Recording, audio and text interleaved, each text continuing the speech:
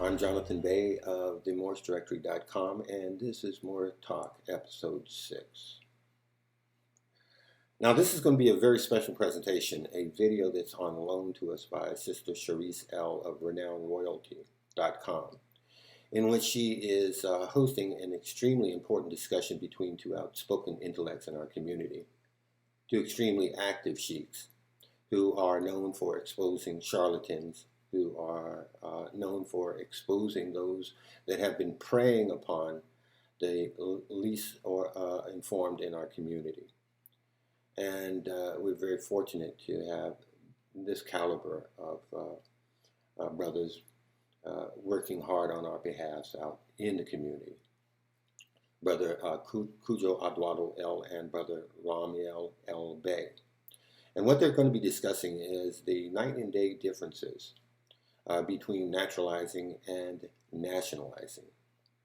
They're going to be articulating with specificity the stark juxtaposed differentiations between naturalizing and naturalizing.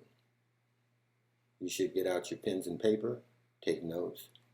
It's very interesting, but also very important. With that, let's continue. Islam, peace and love to all Moors worldwide. This is Rahm'el. All liberties reserved. Today, happy holy day first off to all Moors as well. Seeing that it's Friday, it is our holy day. I want to welcome two grand sheiks, prominent grand sheiks within the Moorish Divine and National Movement. One brother is called Rahm'el El Bay of the Great Seal West, and the other is Grand Sheikh Kujo Adwado from Canaan Land Moors. And we're going to be talking about naturalization and what it is, because there really is a lot of misconception behind this process. So I made it my intention to have this conversation live so that those who are studying, those who are coming into the movement can really have a fundamental basis of what naturalization is. So please, brothers, welcome yourselves, introduce yourselves. Rahm'el, would you like to go first? Just to start off. Islam. So I'm Rahm'el El Bay of Great Seal West, Khalifa. We're here in the North Gate or the western shores of Mexico. And you can catch me on the Conscious Vibes Radio, Mondays at 11 a.m. And we have the live class that goes on every Thursday for those, and I'm sure we'll probably give out more information about that. But I'm National Grand Sheikh of Great Seal Order West in these territories. Islam. Kujo, would you like to? Islam. Hello to all Moors. I'm Kujo Adwado, Grand Sheikh of America, Moorish Divine National Movement, Moorish Holy Temple of Science in Canaan Land Territory. We got our classes every Tuesday on Ustream, and you can also go to the Canaan Land Moors YouTube page. If you're looking for Moorish hip hop, willovallah.com, and you can get. But we got to do, so let's do what's supposed to be done. Indeed, wow. Islam. All right, so let's get to the nitty gritty, right? Let's talk about naturalization. I'm going to ask both of you guys the same question, and you guys just give your critique and take on it. So, Brother Rahm'el, would you mind defining naturalization for me? Okay, so by definition, naturalization is the act of absorbing an alien into, since we're speaking about these shores or this land or these corporations, it's the act of absorbing an alien into the U.S. So that's what naturalization is. And so when we're looking at what it is, of course, we have to get a broader understanding of the words that are used in the definition. The first word that anyone should want to know is what is an alien.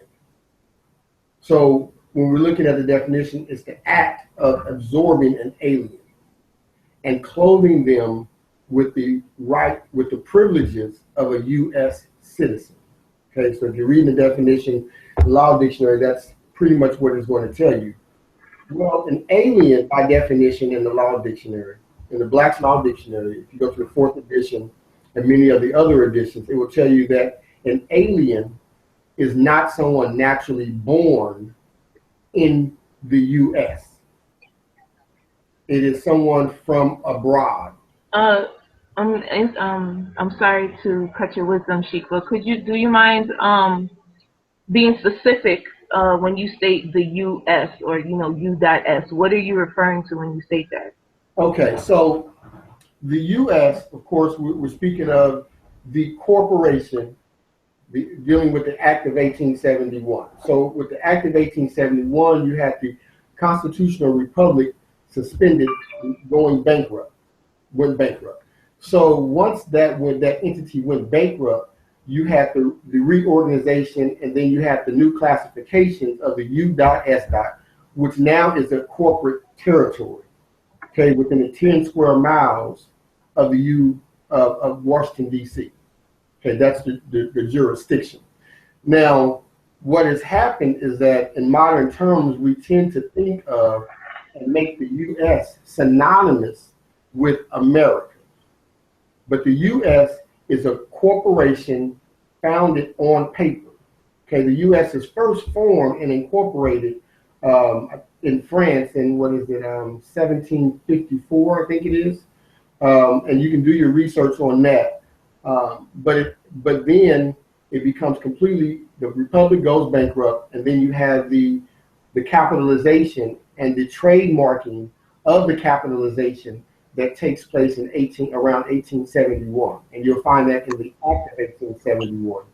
And so when we're speaking of the U.S., we're speaking of the corporation itself, which now does business as a de facto government entity. And so people think of the government or the constitutional government, and they think of the U.S., U.S.A. But that actually comes from the Act of 1871. And so whenever I'm saying absorbing someone into the U.S., I'm speaking of the corporation that is the U.S.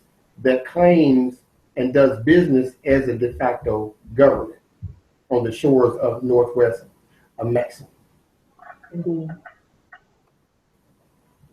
All right, so go ahead. No, are you? I want to pass the baton to Grantee Cujo. If you concluded your statement. Yes, Islam. Islam. All right, Cujo. Just to everything that is presented is,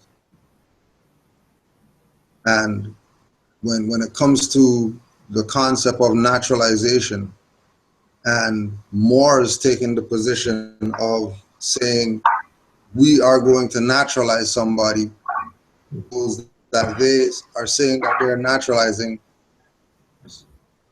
or better be aliens. If they're not aliens, then are actually exercising a deliberate enslavement racket with their own people. Mm-hmm. Because when you look at Moors that are naturalizing, that with foreigners who are the real aliens, talk to Europeans today, they'll tell you that we don't want to be U.S. citizens, because they realize that that's a corporation, the same thing that Brother Rahm'el said. If they're realizing that the thing that they put their trust to, make pledge to the flag and all that type of stuff is a corporation, and they want to get out, the only people who can do that are the Moors. And this is where it comes into people you know what I mean, recognizing Peter Lamborn Wilson, right?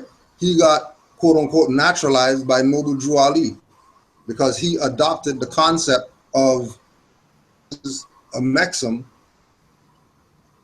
and the people who I thought that, you know what I mean, were helping me out, bringing me over here and all that type of stuff, were really trying to enslave me, then the next best thing to do is to get down with the people who are the ones that are the legitimate government heirs, whatever.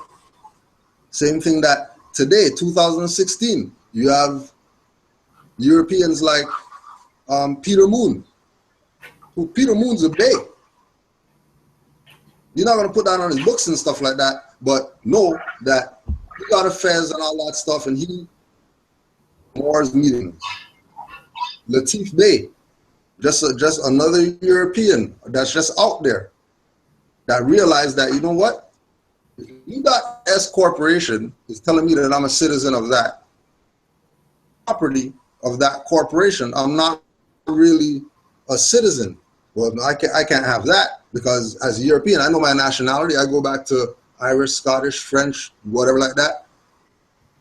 And right now, so the only legitimate people that I should talk to are the people who are the heirs to the land, not the black people, not the Africans, not the ancient Egyptians, not the Sumerians, not the Phoenicians, not the Nuwapians, not the NOI, not the UNIA, ACP, not the NAAIP, not any fraudulent Moorish group or whatever out there trying to say that they're the ones that's supposed to nationalize the Moors and all that. Already done. Noble Drew Ali even told the Moors that Americans born in America. Abraham Lincoln, who the so-called naturalized Moors, as you know, the reasoning behind naturalizing, the oath of amnesty and emancipation proclamation and all that, Lincoln went to court and defended a Moor. He didn't have no naturalization papers, oath of amnesty and all that. He's a Moor without that stuff, and then people are telling you 2016 that you need to naturalize to be a Moor. Now you yield the floor on that with regard to naturalization and its meaning.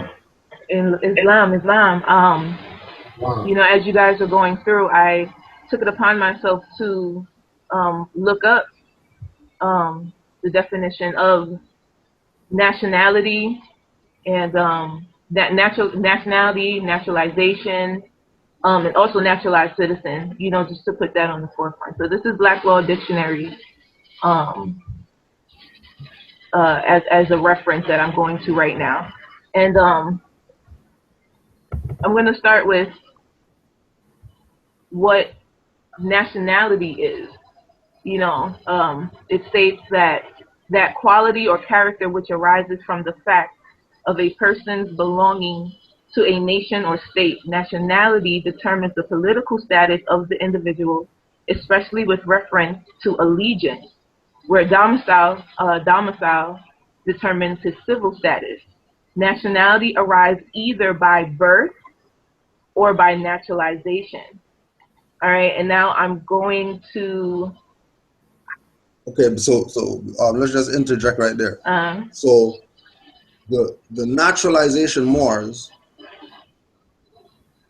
their Jedi mind trick that they're going to use on the people to say that naturalization is really the way to go is what is the last thing that you just read. If you could just read that again. Got you right now. It says the nationality arises either by birth or by naturalization. So Noble Drew Ali said that you're descendants of Moroccans born in America. Mm-hmm. Your nationality is Moorish American. Indeed. No, nothing needed. Indeed. You're absolute. Then stop right there because there's no need to go into anything else because I don't know what Noble Drew Ali said. It lines right up what Noble Drew Ali said. It makes common sense when you take Noble Drew Ali's stuff. Mm-hmm. One question there, Noble Drew Ali's book, and then you put that with that definition, which is law dictionary, and then you put them side by side, and you realize that Noble Drew Ali was teaching law. Mm-hmm. Mm-hmm. And then Indeed. Islam and In a religious book. Indeed. and so even with that, we have to look at the fact that there is not a document that has ever surfaced where the prophet has said that we are U.S. citizens. So when we're looking at what Temple 13 and the Ink and all these other naturalization Moors are talking about, they have no proof to substantiate us actually becoming U.S. citizens. And so with the naturalization, the onus would be to prove that we are a foreigner. Mm-hmm. And so even when looking at the definition, if we were to read further, it would tell you that nationality, it also deals with a state. Mm-hmm. Your condition, your relationship with your estate. So with that, we're dealing with our estate that's here as the natural heirs by consequence. Indeed. And so we're not foreign, we are Moors at birth. We are navigating elves at birth. Unconscious, we may be at birth. Mm-hmm. Unconscious, we may be in adulthood. However, the nationality still stands. And all one has to do is open your eyes and do as the prophet said, be yourself. That is the process. There's no paperwork, there's no oath, there's no handshake that makes you a Moor. There's no handshake that brings you back into your estate.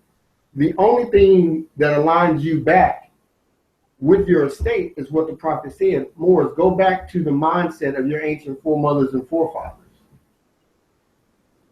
See, dealing with our lost estate, the lost estate is the knowledge. And the knowledge being acquired aligns you back with the ancient foremothers and forefathers. And so as that's happening, there's no need to go any further, as Grand Sheikh Cujo Adol said. There's nothing else. What else do we need to go into? We know we're not aliens. Mm-hmm. So unless you're an alien, what is the act of naturalization for? What is that for? So show me how I'm an alien. Don't tell me that I need to naturalize. Tell me how I'm an alien. Because if you can show me how I'm an alien, then we can continue with the conversation for naturalization. But if you can't show me how I'm an alien, then it's mute.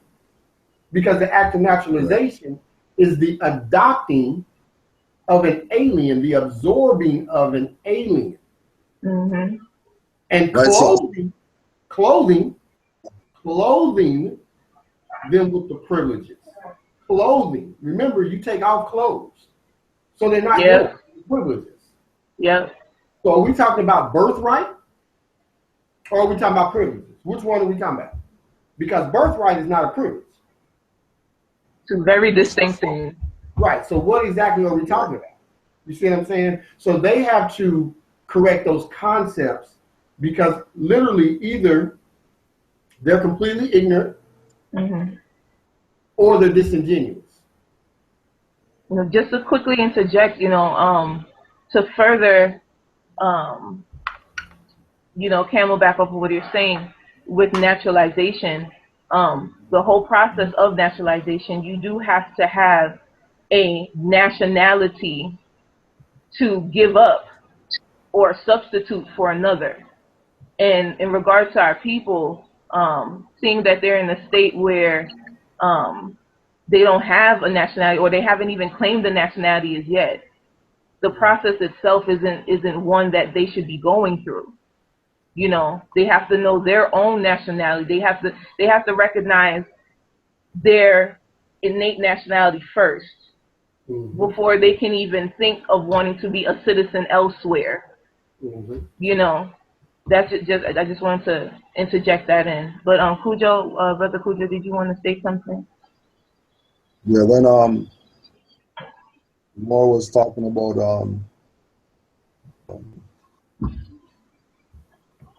the concept of clothing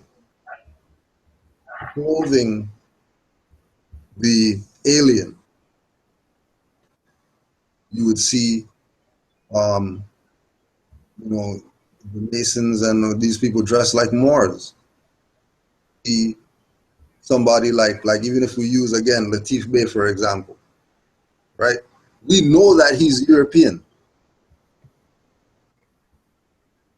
not a Moor, Walter or whatever like that. We know that he's European. That this is not Europe, and he knows that this is not Europe.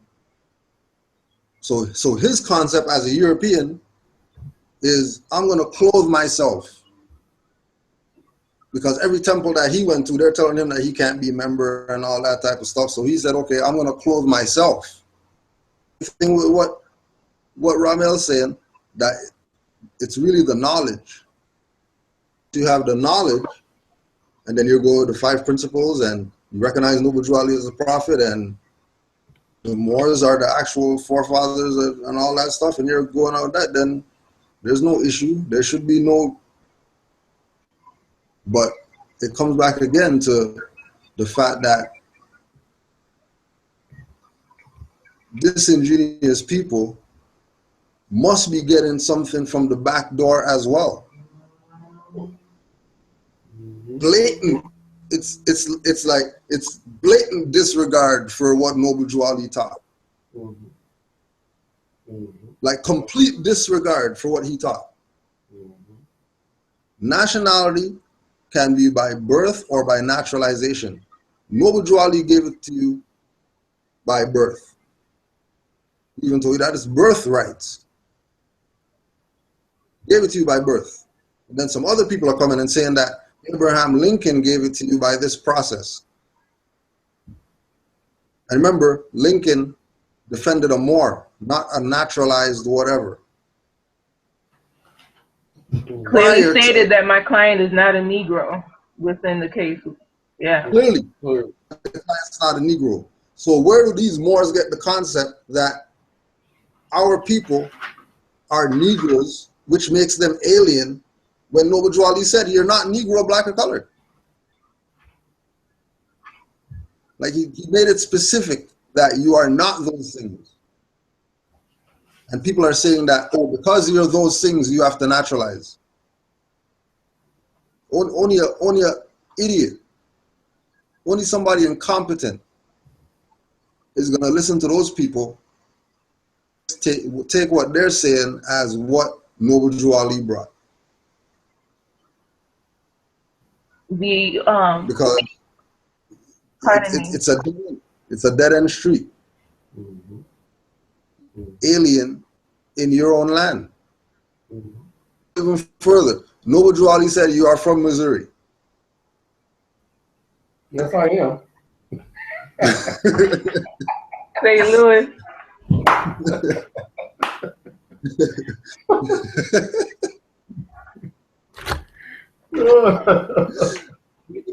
Noble Drew Ali said, it is earnestly hoped, compared in any way, shape, or form to the Back to Africa BS. Try to make you some Back to Africa BS. Because when you go check the Oath of Amnesty, that applies to Slavics. Oh, sorry, slaves, for all the incompetent people. Are you Slavic? If you're not Slavic, why do you need an Oath of Amnesty? And on top of that, you know, Noble Drew Ali already told you that you're Moors, you're born Moors. Right? Islam says. Islam, you know, what you stated was very powerful, truly, because, you know, like you said, they certain temples are taking upon themselves to want these people to claim to be black, and that's why you have to go through this naturalization process. And again, the prophet put it out there, laid it out there that you are from here. We are home. This is our land. You know, breaking down, going back to what Brother Rahm'el stated, speaking about estate. You know, you're basically speaking of the entitlements and the trust that was left behind from our foreparents for us as heirs to this estate. Like it's ours. So for us to for there to be temples out there that says that we have to claim the title Black, the label, the branding as Black, to then get remedy is a clear fraudulent process, and it shouldn't be something that is taught to people who understand and know that they are home. There's nothing that needs to be done as far as naturalizing copper-colored people here in Almaroc. It's not. Islam. You know. You know, one of the things too we also have to keep in mind when dealing with these people is that the prophet said that we are for the enforcement of the Constitution, the American Constitution. Now, understanding that in the Constitution here, it tells you that no title of nobility shall be granted by the United States. Well, El Bey, Day, Ali, and Il are titles of nobility. So by what power can they grant us anything? Now, also go back to the preposition that exists in the preamble. Okay, where everyone is told, if we would slow down and read and go, and as the Emir says, go back to your 3rd grade and 5th grade grammar, it says, we the people of the United States. Of preposition unites two different entities. If you continue down and read the preamble, it will tell you that to promote general welfare and secure the blessings of liberty to ourselves and our prosperity, do ordain and establish this Constitution for the United States. So the United States as an institution is granted its charter by us. So they in themselves do not have the authority to grant us anything. This is the other reasons why we cannot be citizens of the U.S. because we cannot be subordinate to that which we created or chartered for them. Then you also want to look at what the prophet said in resolution, or what was put together for resolution number 75 from 1933. And I'm going to just read a portion of it where it says, and anyone who needs this, you can look up resolution number 75, and you can put in General Assembly of Pennsylvania, where it says, many sons and daughters of that proud and handsome race, which inspired the architecture of Northern Africa and carried into Spain the influence of its artistic temperament, have become citizens of this nation. In the city of Philadelphia, there exists a Moorish American society made up of Moors who have found here the end of their quest for a home, and of the children of those who journeyed here from the plains of Morocco. The society has done much to bring about a thorough absorption by these people of those principles which are necessary to make them good American citizens. The Moorish Americans have since here missed the use of the titles, name, annexations that were so familiar at home and which are used in accordance with the doctrines of the religious faith to which they are adherents. Therefore be it, and they go on to talk about it being resolved that this will be so, and that the government will resolve to honor this. They resolve to see it and to honor it, for there to be no conflict in the use of these. And so with that, you don't see anything on any document where we are U.S. citizens. It does not exist. And so even with the other one, I think it's 1202, resolution 1202, I think it is, you see the same thing. There is no such thing as a Moorish American being a U.S. citizen. The other last part I want to bring out is that when it's in the definition, when it talks about naturalization is the act of absorbing an alien and clothing them with the privileges of a U.S. citizen. The U.S. and America are not the same. And this was the understanding also of the prophet. This is why the U.S. was never used. America is the landmass. That is not the U.S. And so to confuse the two, when clearly the prophet never did, never confused the two. But for them to confuse it and then use it to confuse others is a blatant lie and disregard for what the prophet trailblazed. And so we really have to be careful with that, because what you end up doing is recontracting yourself back. So in the same act of them trying to tell you they're going to give you your L and your Bay, which in itself would remove you from the de facto jurisdictions, then they're having you sign these oaths of amnesty that contract you right back. And so you have to be careful. This is why the Moors have to study. The Moors have to start studying, because these people are not letting up. And we shouldn't expect them to. Where there's light, there's got to be darkness. It's up to the neophyte student and the initiate and those who are being brought into the knowledge to study, so that they can see the clear difference in that. Islam, I yield the floor. Islam. And I wanted to add on to another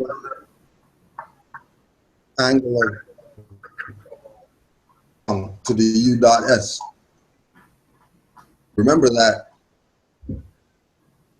Philadelphia, right? When you hear the capital move from Philadelphia to Washington, D.C., that's because those guys were on the run because they couldn't pay the soldiers. We were on the run.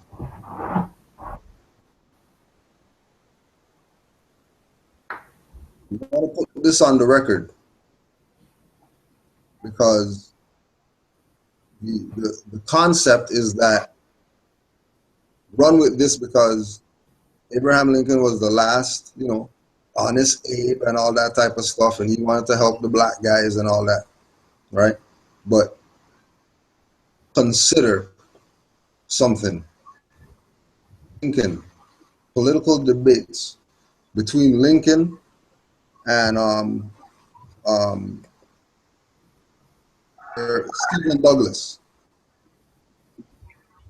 Okay, this is debates, right?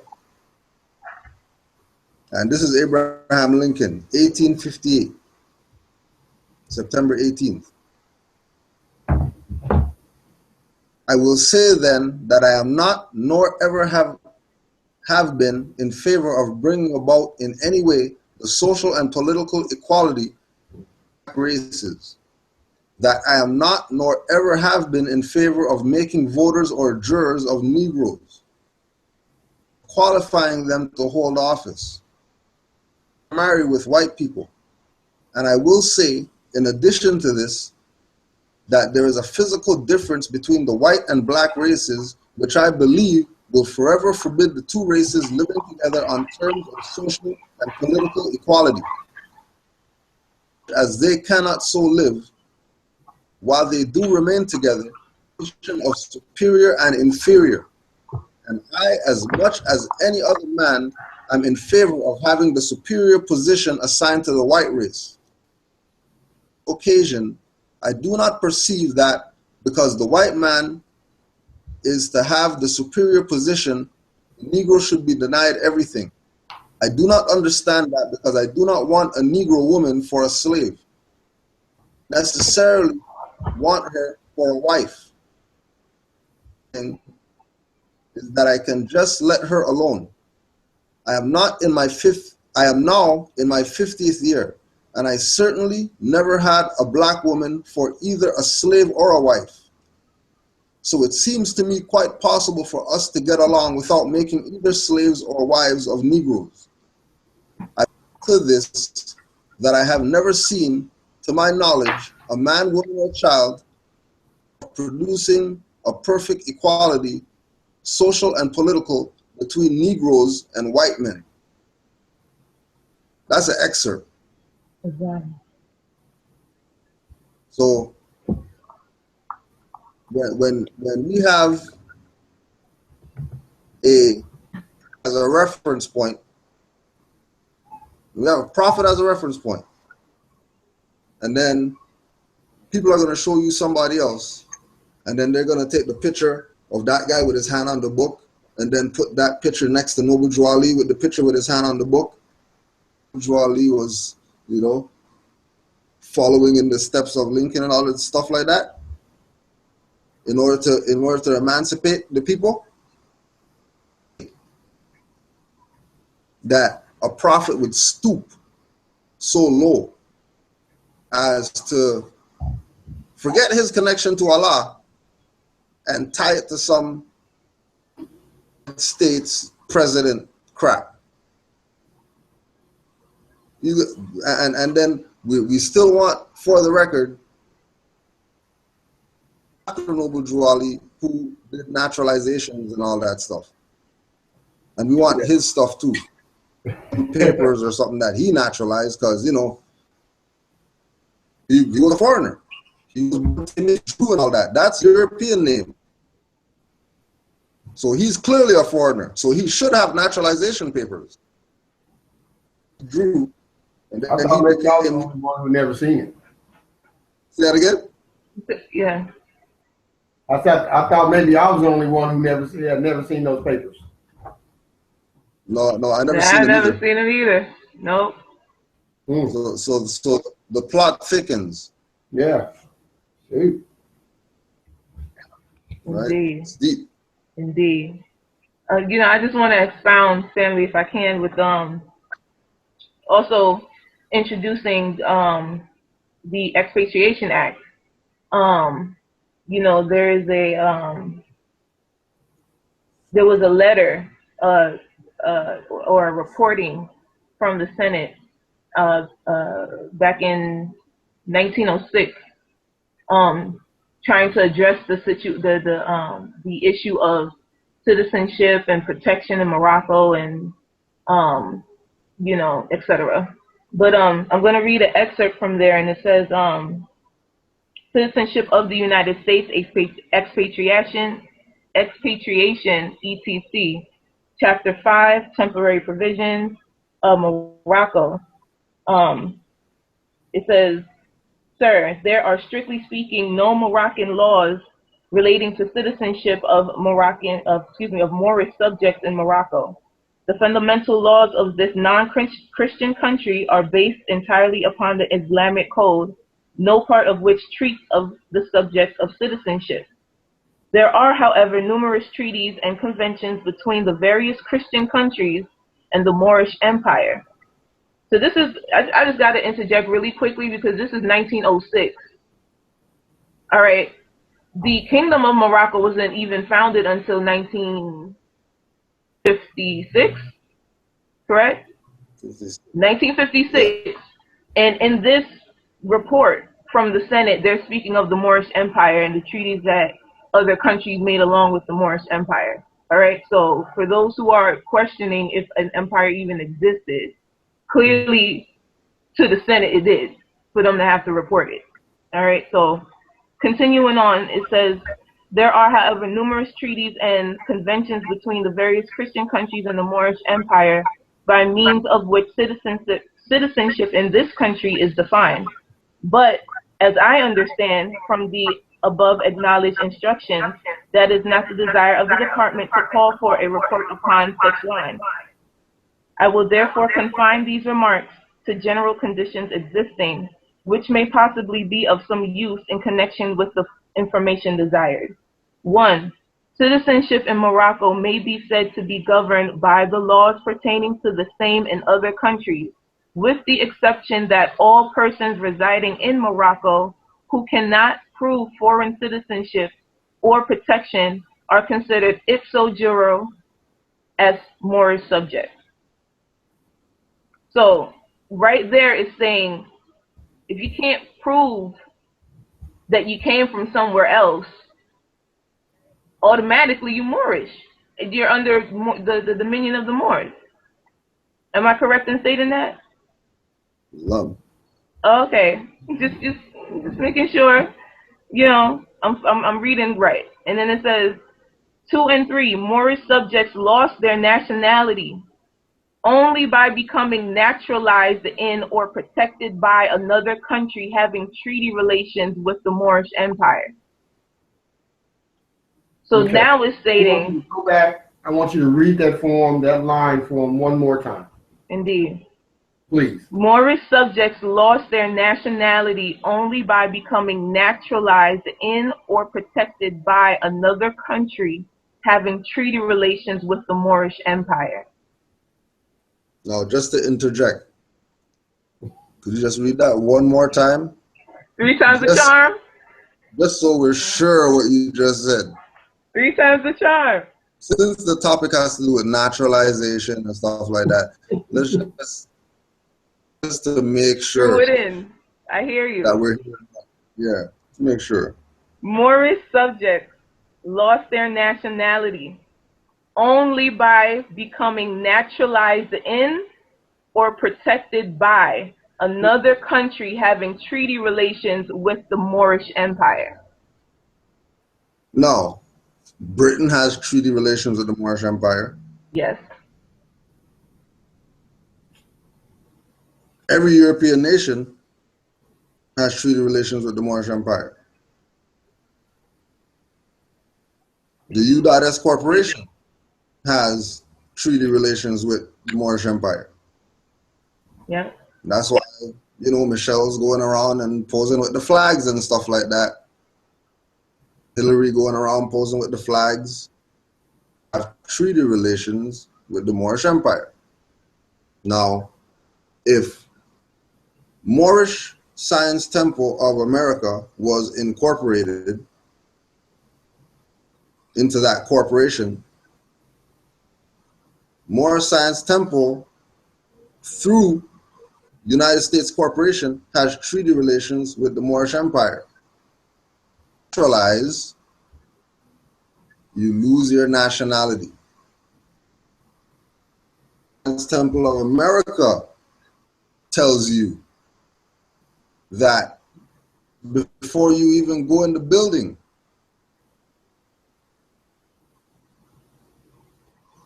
Mohammed Ali told us that we're Moors.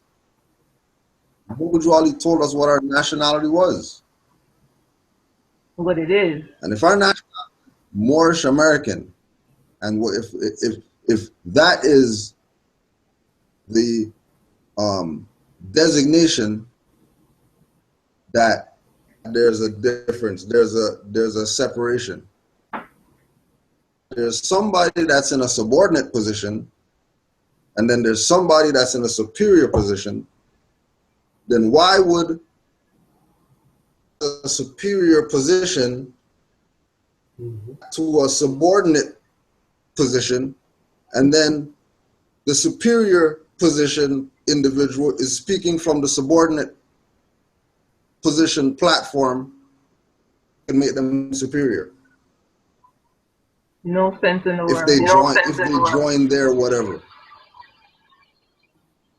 game, like brother Hassan, when he bumped into Braswell Bay, to his face about, you guys are a fraud talking about you're naturalizing Moors. And he didn't argue or nothing like that. He just went to the next victim. Their neck for a vein. Vampire. And then that's how they do. How come he didn't try to suck Brother Hassan's neck?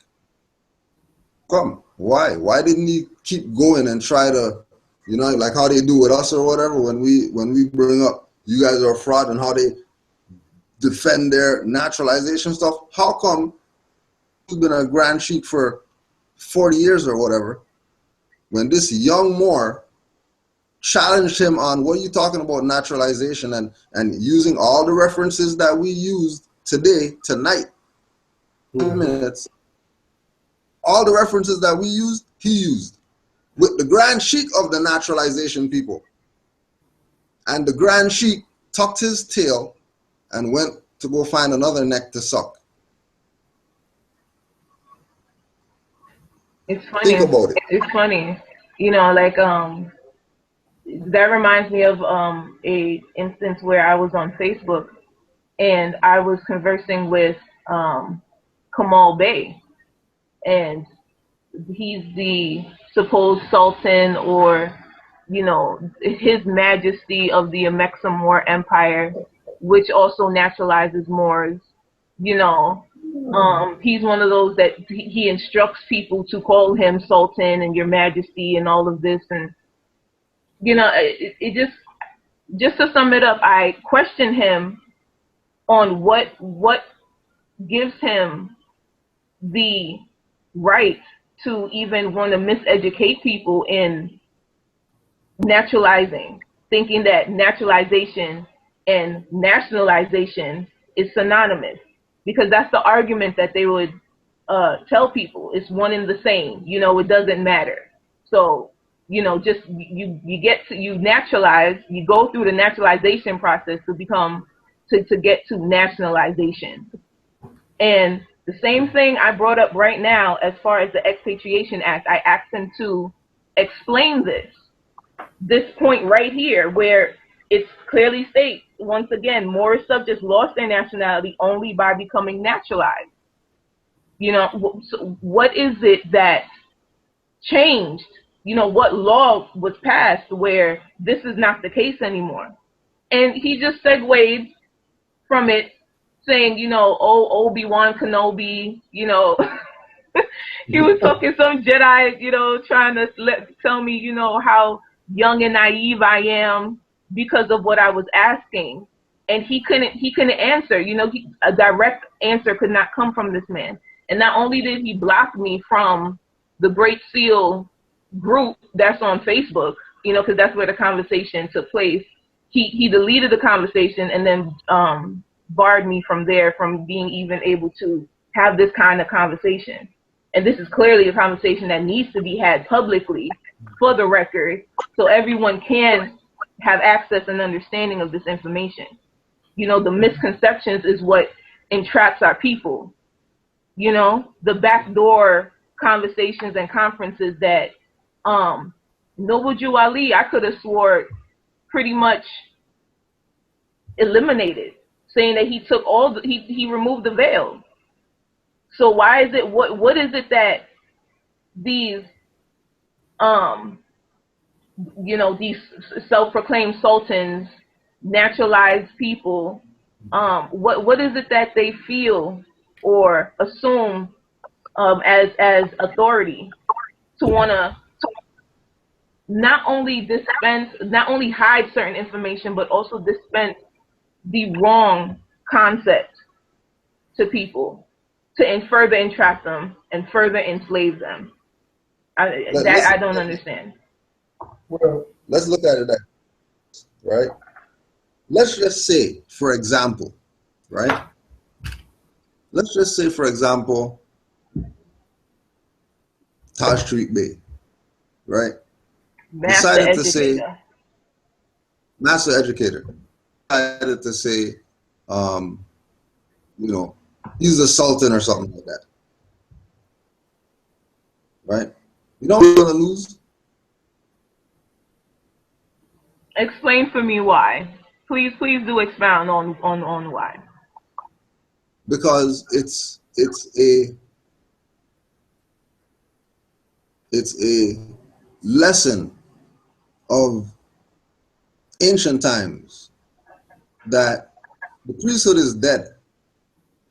And talking about, oh yeah, here's the podium, the soapbox, and they're on the stuff trying to get your attention and trying to get you to do whatever. And then they're gonna rent a bus and whine on girls and stuff like that, put it on YouTube, talk about leaders and stuff like that.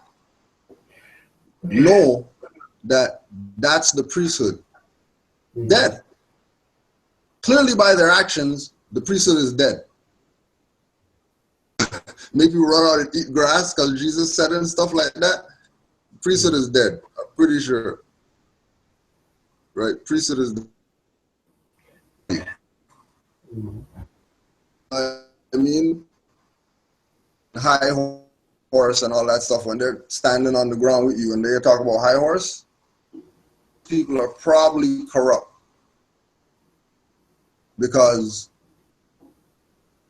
and the key term that you use is self-proclaimed. One of the, the Moors that, we use for target practice, Rahm'el. Rahm'el is one of those self-proclaimed Moors. You check certain people's track record, you find out they had 50, 100 titles.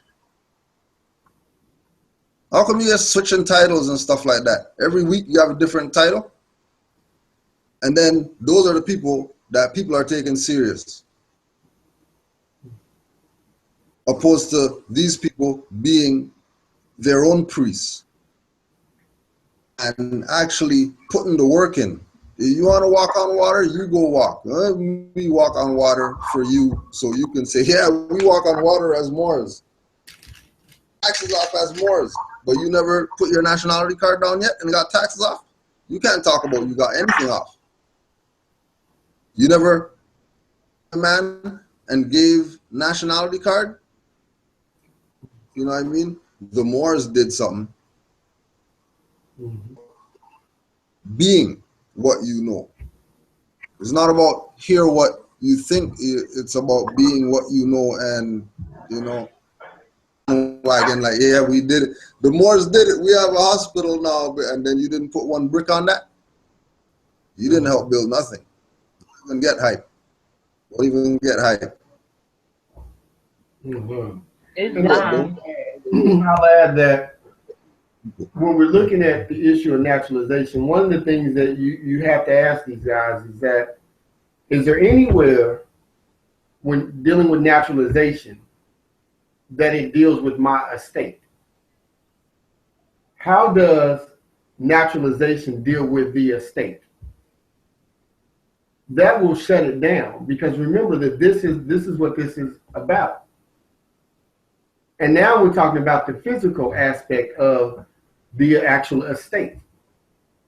Can you have privileges and still have your estate? Because the very nature of having a privilege means that there's someone who still can yank it from you. You're clothed with the privilege. Indeed. So when you're looking at, this is, again, the Moors have to also study. We can get on here and roll this stuff out as much as we can, but the Moors have to study. And so it's simply in the definition. If you read the definition of nationality, it says it deals with a state. Naturalization deals with being clothed with privileges of a citizen. A citizen who has privileges, not rights, does not have the absolute authority of his estate. That doesn't exist. And so when you're bringing in all the different concepts that should be brought into the conversation, even when you're dealing with the sultan, I mean, just the very fact that you have someone who calls himself a sultan should be an issue. Second issue, that they name their stuff empire and you don't have a pot to piss in, that should be another issue. Okay, you can't call it an empire when you don't own nothing. Okay, seriously, just saying. You can't call something an empire. Okay, that's a bastardization of ancient principles in itself.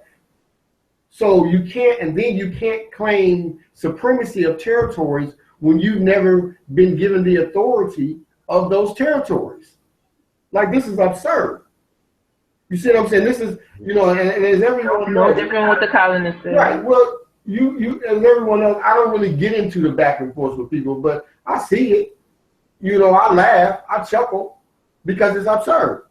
You can't call yourself Maximum Moor National Empire and you don't have a pot to piss in and ain't got a sign by all the territories to be a sultan. Do you know what a sultan is? A sultan is not just in one neighborhood. A sultan ain't in a district. You know, this isn't the nature, you know, of our ancient customs. And then to talk about naturalization, what they're doing is literally bringing people's estates and turning them over to them and claiming that. And this is part of the reason why they're doing this to people. Because, but again, the Moors have to stay. You can't. If you are not smart enough to listen or look at somebody and they call themselves a sultan, and when you see their videos, they doing it in a basement, that's the issue. Like for real. You're going to do your videos in the basement and call yourself a sultan. I'm confused because I've never seen a sultan of a nation actually do that. Just saying. Maybe it's just me. Like I said, this is why I don't get into this stuff. Because I'm a common sense dude. You stop laughing at me, Reese. I'm just saying. This is why I don't get into this stuff. Because if it don't make sense, it don't make sense. You can't be in a basement calling yourself.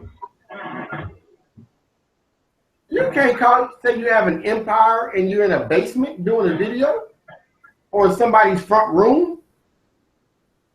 Where, you know, if we look at, I've never seen the Emperor of China do anything from a basement. I've never seen the president of the U.S. corporation do anything from a basement. I haven't seen these things.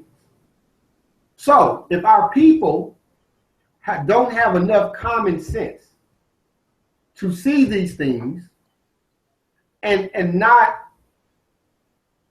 look at them and understand the frauds that they are, it's just like I got calls from people when the dude was talking about signing up. If you give him, or I forgot what it was, like a couple of years ago, I'm sure y'all remember, where the guy was talking about he was over the new trust or the new national government of the world, the monetary fund. He was going to give everybody 3 million or 4 million notes, not last November if they had signed up by then. And you got people actually going for this. Like he's been given the authority as the new king or something he was calling themselves. And he's in the Philippines telling everybody that if they do, I forgot what it was because it was absurd. But you have people who, our people are looking for too much of a way out.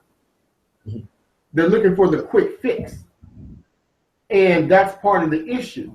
You should easily be able to read a definition of nationality and the definition of naturalization side by side and see that one doesn't deal with your estate. One deals with privileges.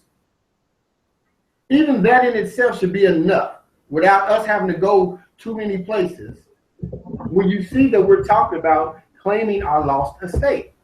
But in the definition of what these frauds are telling you to do, there is nothing dealing with your estate. The only place that deals with your estate has to do with nationality.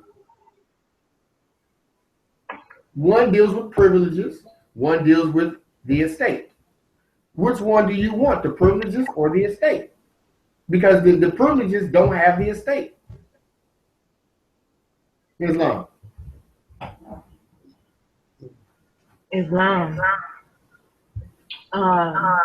You know, you speaking on a lot right now as far as wait, I'm hearing some reverberation going on. Okay, I don't hear it anymore. I'm still audible to you guys? Yeah. Okay, cool. But yeah, you know, you're speaking on a lot of heavy things right now, you know, as far as our people needing to be able to just realize and see things for what it is, you know, such as individuals who claim to be something, but the stature that they're claiming clearly it's not being exemplified through conduct. It's not, you can't see any form of action being taken on their part where there's a validity that can be stated in what they claim to be, you know. And as Cujo stated previous, you know, more as we understand, you are what you know. You become what you know, right? So with that, it's like, understand the application of information and knowledge is what builds your character for you to be able to stand on, to stand on that and to present yourself in a certain light. You know, for instance, you have people out here, just like you have these fraudulent sultans, you have these fraudulent scholars as well, you know. And I'm just segueing right now on individuals who really want to take it and make it their mission to try and badmouth Moors who are teaching people lawful information, you know, civics, pretty much the things that we should have learned in school. You know, all the English history that we were indoctrinated with has nothing to do with us being American and living on American soil. You know, it doesn't make sense that for individuals that want to speak on subject matter and they clearly have no background history, no investigative information to bring forth to the table, but yet they want to discredit people, such as Taj Tariq Bey. You know, there's been a couple of videos that's been going on.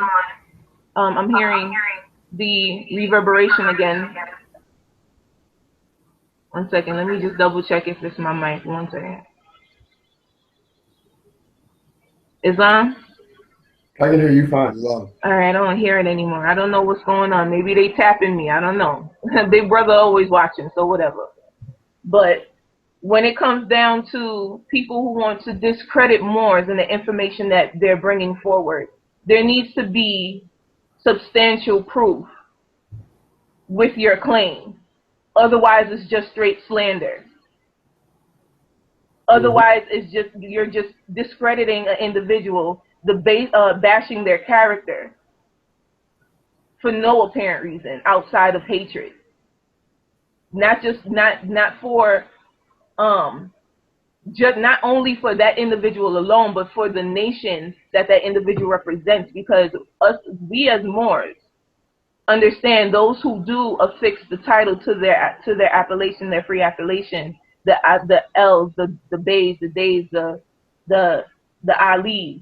You know, we are family, and it's known just in that action that we are united with our titles at the end of our free appellation. You understand? So when you see people such as I'm trying to find the link right now as I'm speaking. Brother Cujo, I'm not sure if you have, would you happen to have the link? Or be able to pull up the audio from, what's the guy? The guy from what is it? The Hot 97? Oh. The Star guy? Yeah, Star Chamber. Yeah, that guy. Star Chamber, that's what it was. Okay, that's what I need to look for. Because I was searching for it, because within the first 2 minutes of the clip, there was a Moor who called into the show, and this so-called reporter took it upon himself to interject the caller from voicing his opinion, just to try and coerce him into denationalizing himself and called himself a black man. That is an issue. You know, and I really do want to clear that up. I want to be able to get into that a little bit if we can. So I have it queued. So indeed, well, go ahead, Brother Rahm'el, please, if you have. You know, at least the first 2 minutes. If you want to extend it, you know, that's I'll leave that to your discretion. Let me see here. Okay, let me go to this fraud right quick. Can everyone see it? Can you Yes. see? Yes. What up, sir? This is Jamal, aka Critical Thinker. Hey, what's up, man? How are you? I'm peace, man. Almost know. Okay. Well, man, what's poppin'? I'm just, talking about the comment about the quarterback. I don't really know the dude like that, but it got me to looking up the founder of the Star Spangled Banner. Okay. So, Are you a man of color, sir? nah, I ain't no man of color, but more. I don't subscribe to no color. No I said, cream. whoa, did you say you're a Moor? Yeah, I'm a Moor. Okay, hang on. How old are you, sir? I'm 32. Okay, 32. You are a black man. Yes, you are. Nah, I ain't no black man. Whoa. Let me slow you Nah, down. man, that's a crayon. Let me slow you down. You're a black man. And here's the thing. Where you from? Where were you born? I was born in Florida. You are a descendant from the worst traitors of the black race. And let me educate you. Laugh if you must, but I'll educate you on some serious shit. You ready?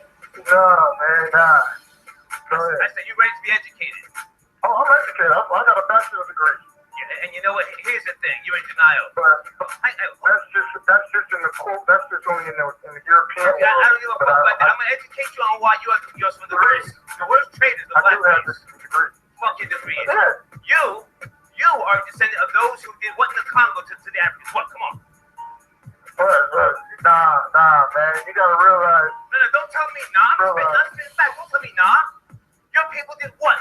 Hey, Your people did what? what came first? What? What came first? The Congo? Don't have to answer the question. Who came first? What did the Moors do to the Africans in the Congo? After the Moor fell? What did the Moors do to the Africans in the Congo on behalf of King Leopold II, who never went to the Congo? What did your people do?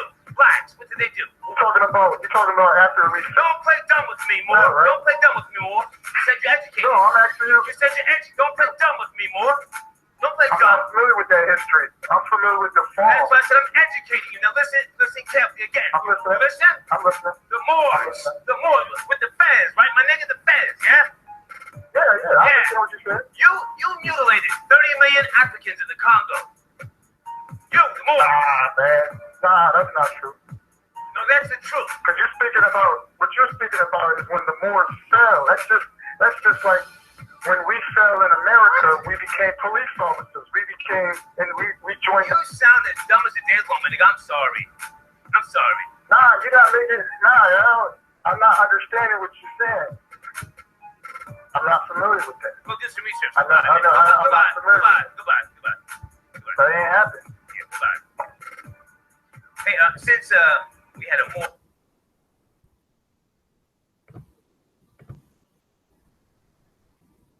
All right. Islam. There were a few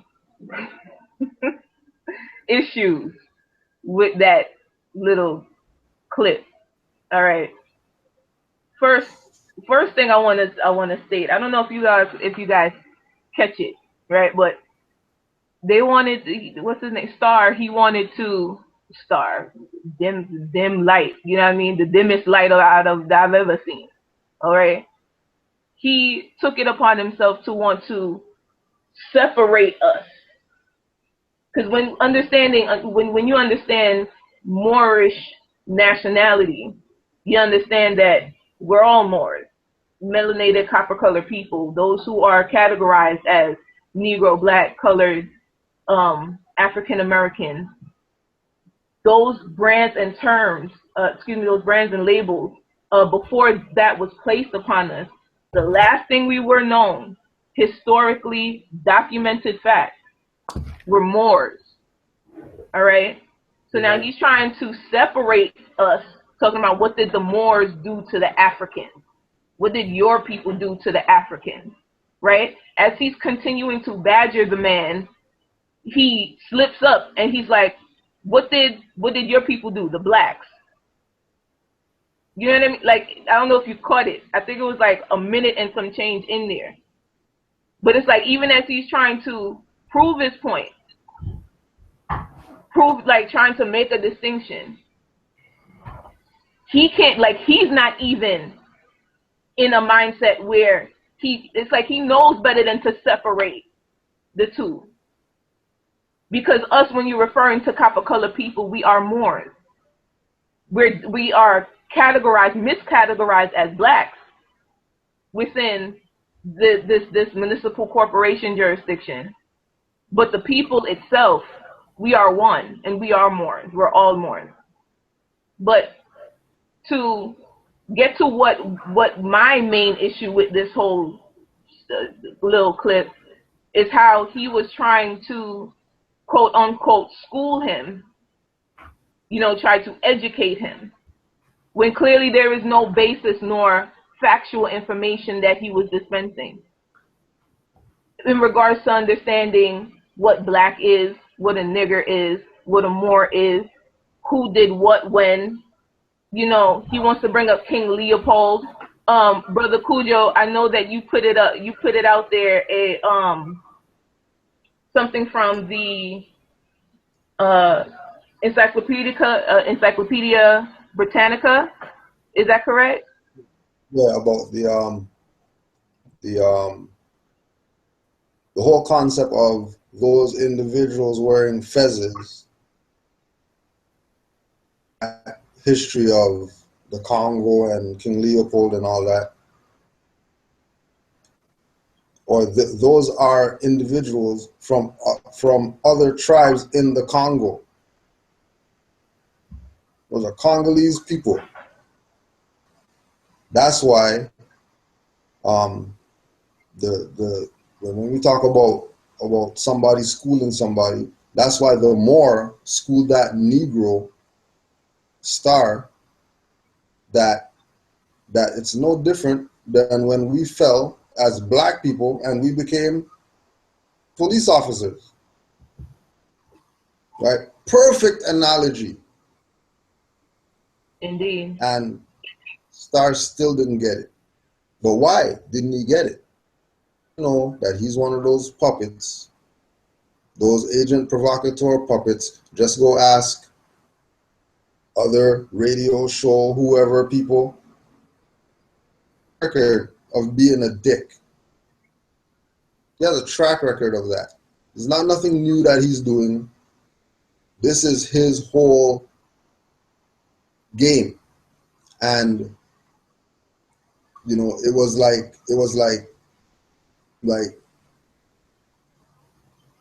when the brother said that he's a Moor. Reaction when the brother said that he was a Moor, you already knew that something was going to go down. Mm-hmm.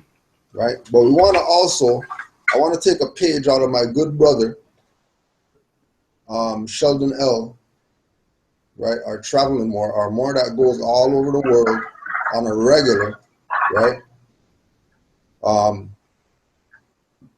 That was very key to Moors having a solid position against people making these claims, right?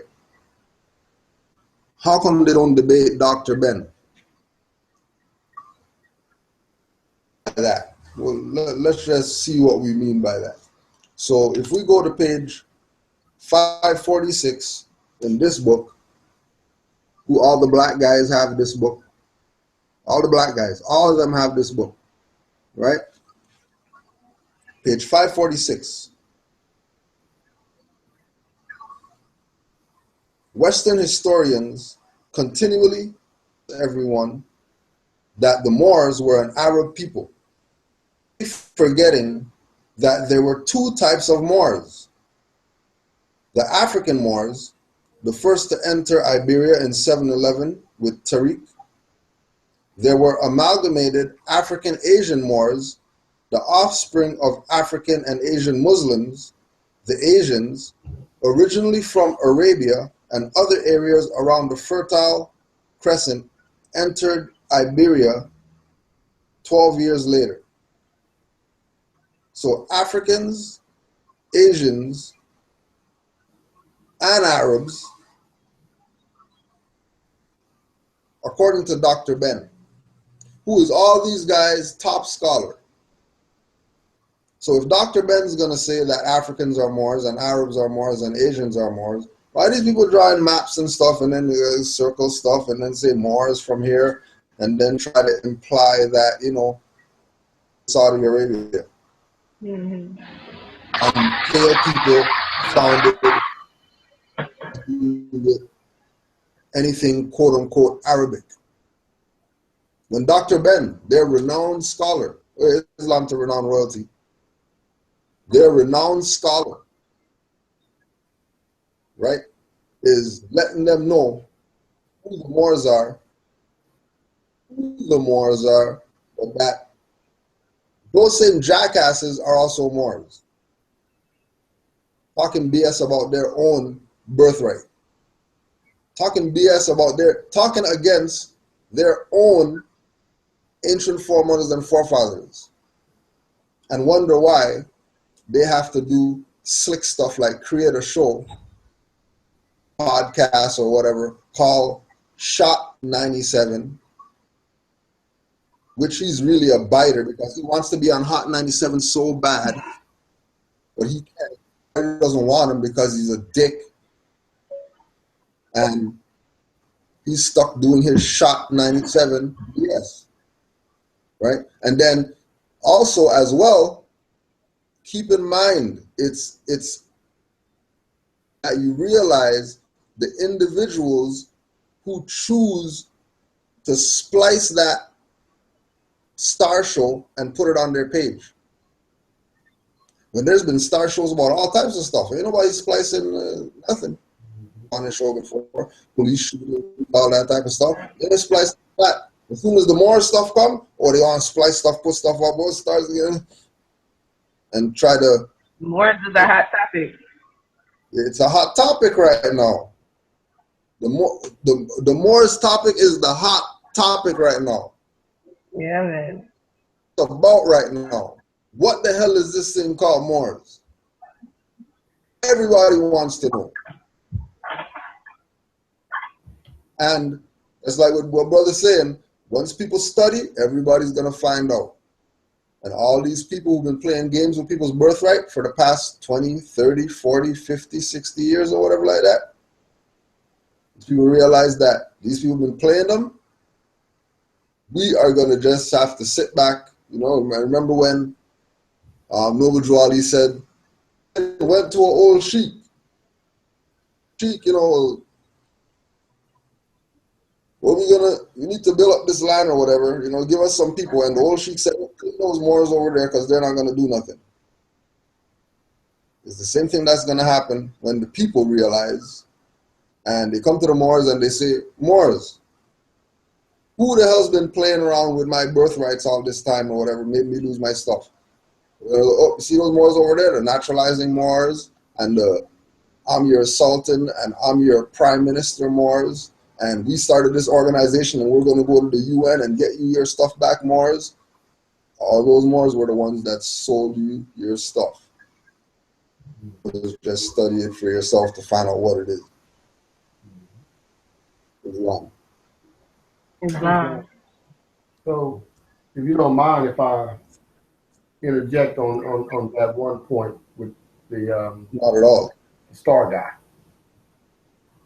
I want to, along with what the book that Brother Kujay read, also introduce this book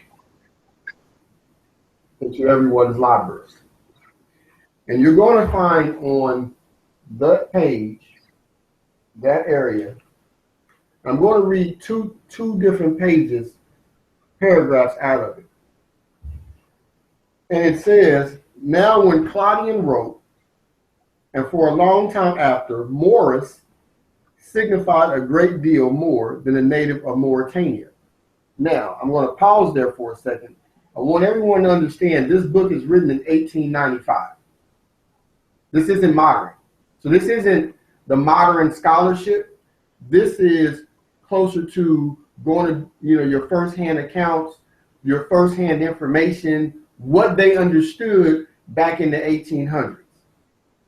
Okay, now, or it may be more correct to say that Mauritania implied as much through, though in a different quarter, as Scythia did.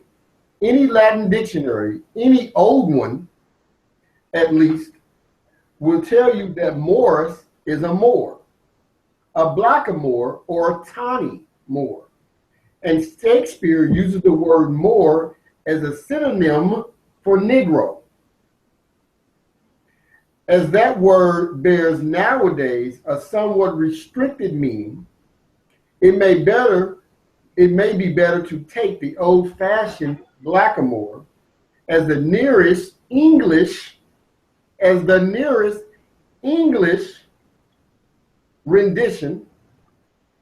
rendering of Moorish, signifying thereby any black or brown-skinned man. Consequently, the translation of Claudian's line is this: he subdued the nimble blackamoors, not wrongly named the painted people. And that's one part. Now let's deal with what he's saying and what most of your unlearned or people who want to talk about that we weren't called Moors all over the earth. Okay, so now we're going to go to page 49. Remember, this was written in 1895. So this isn't a modern change. This is what they knew of us in the 19th century or the 18, 17, 16, 1500s. It says, the country of Moravia is said to receive its name from its chief river, Morava, marsh, or anciently Moris, and its first known inhabitant, or stated to have been a people named Quadi, who immigrated in the 5th century to Gaul and Hispania. The river Morava is tautologically for Moravia, or Morava, is Moor River.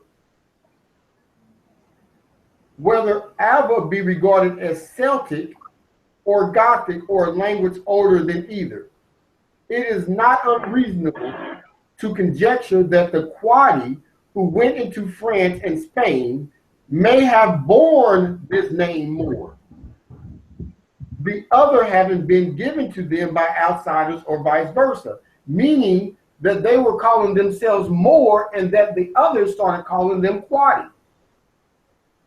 They seem to have been known to the Romans, against whom they fought, by the first of these names. Lemprey gives several nations bearing names beginning with Moor. The Mori or Morenius in India, the Moruni in that country also, and the Moruni, a people of the Belgic Gaul, or the shores of the British Ocean, or examples. The Maori of Mauritania, or perhaps the most notable examples of a nation bearing this name, though in a slightly altered shape. Stop with the games, people. I mean, like, for real. Let's stop with it, because I've heard Cujo bring up Dr. Ben Yakinen several times. And in the same point that I've heard Sinetta, Reggie, and the rest of the Federation of Debaters mention Cujo, and then have the audacity to mention Dr. Ben in the same time talk, as if they ignoring what Dr. Ben presented. On the video, he presents the fact that we called ourselves Moors. This is Dr. Ben. So, if you're going to say that this is your master teacher, and I've heard, who was it? I think it was Shaka. Is that what his name is, Shaka? Shaka almost. Yeah, that guy. The guy with or the one with the weave in his head. The guy with the weave. The singer. That guy. Lord. I've heard him in one breath talk about the meta-netter and all this. So let me give this for those who may not understand the actual meaning of the attribute of Moor. The root of Moor is the MR. It's the MR. That's the root of it. Understanding we don't have any vowels in ancient linguistics or language. There's no vowels. The root is the MR. So you're going to find that root in the meta-netter, meaning beloved. It's pronounced Moor. That's the pronouncement. You're going to find it in the name Tamari or Tamaray. Ta meaning land, Mary meaning beloved. So you find it meaning beloved land or land of the beloved. Now, let's go further back than that. Let's go back to the cuneiform, where you're going to find that the region that is now known as Ethiopia was known as Moruk. This is a fact.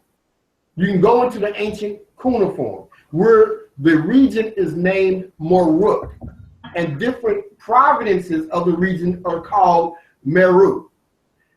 What you have to also understand with the time period that's being called Moruk is that this is the time period where, using a modern word, where Babylonia and Mesopotamia were provinces or colonies, and they weren't colonies, but this is the modern word so people can understand, meaning governed by the same rulership.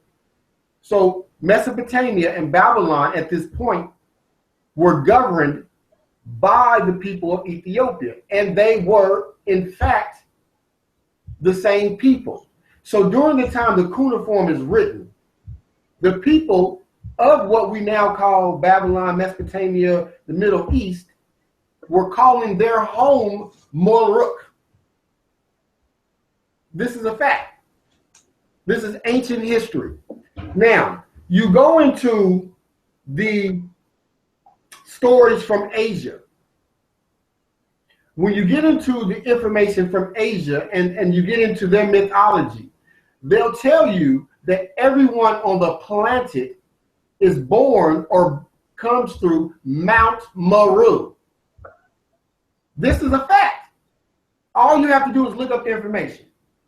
The Asians tell you that everybody is a Moor. You come from Mount Meru. And this is back in their ancient text. This is not modern. Now, the first people, the first sub-race on the planet is called the Moor. The Moor. That's the first sub-race on the planet. It's called the Moor. The second is the Vlati. Moor, Meru, Maruk. So you have to understand and be willing to understand that these are dudes who either are completely ignorant and just want you to follow them, or they're just misleading you to keep getting your notes. I'm going with they're misleading you on purpose to get your notes, because we have to know that anybody who is just willfully continue to put on debates where no solutions are given has to be someone who's literally just trying to fleece the people and allowing these people to continue to fleece you. But you have to be smart enough to stop watching it, because this is how YouTube is being monetized. So these people put on these dog and pony shows for you, call them debates. The word debate in itself means to lower. And then you watch their YouTube channel, thereby helping them fleece you, because every time you click on it, their YouTube channel is monetized, so you help them keep their lifestyle going by even watching the nonsense. So you have to know that the most ancient name of what we want to call Ethiopia, and I'm dealing with that because everybody wants to claim the motherland, so claim it as Maruk. To tell the truth, the name is Maruk. Okay, and we shouldn't have to break down the fact that if the name of it is Maruk, then what were the people called?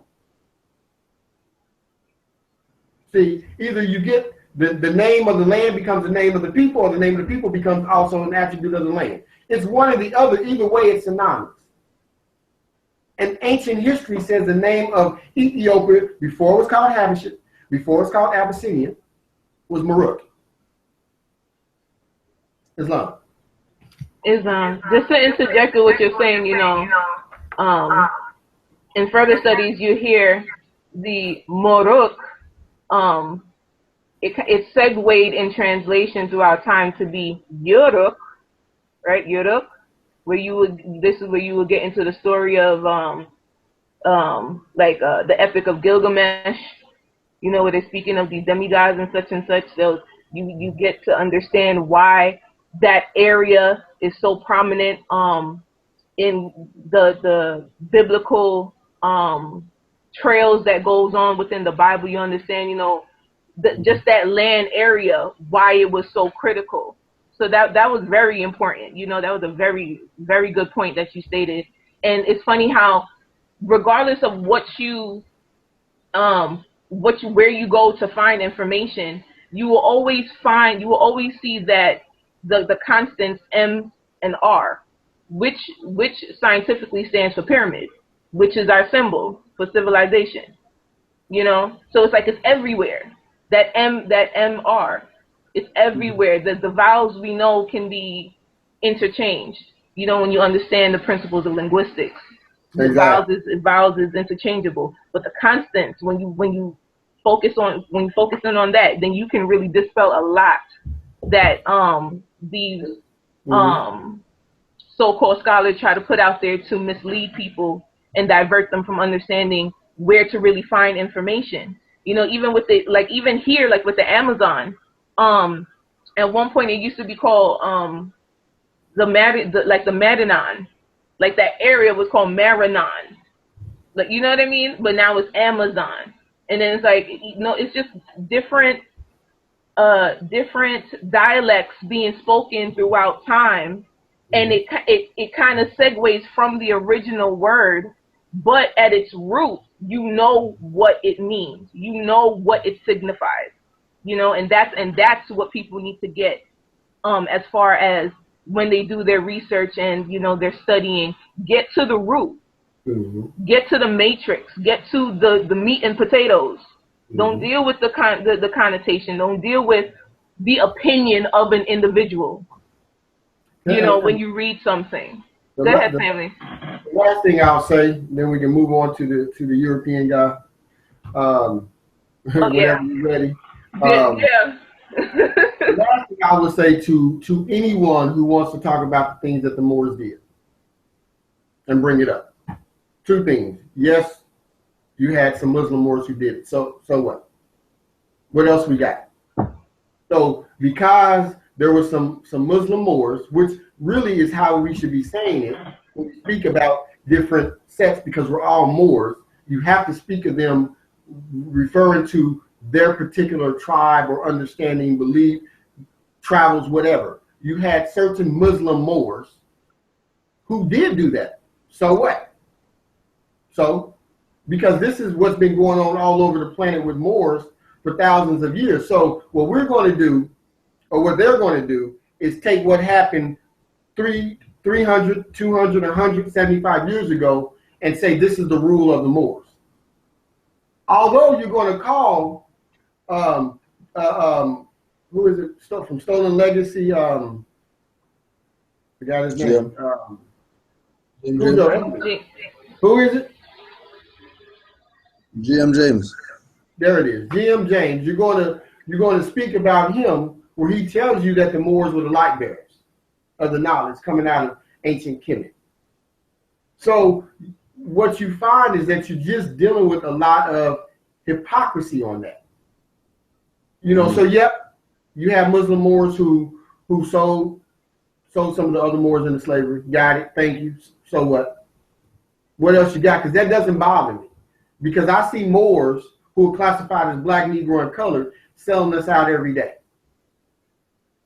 When we were in Ecupta enslaving each other. Same thing. When we were over here in the shores of Northwest, Southwest, and Central and Mexico, we were selling each other out.